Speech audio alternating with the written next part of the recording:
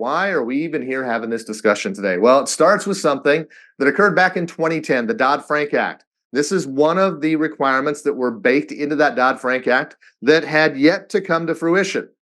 And so they finally got around to writing a rule, a proposed rule to carry out this Section 1033 of the Dodd-Frank Act. Now, a little bit deeper, what is Section 1033? What's it about? Well, it's about creating an open banking infrastructure. Okay, decentralization, if you will, is going to occur as a result of this. Now, what does that mean, open banking and a decentralization? The idea is that there are a lot of players right now. We'll get to the players here a little bit later as far as labeling them, but it's kind of the Wild West. We kind of get to make things up as we go, and there's a lack of consistency, which makes it really hard to switch from one bank to another.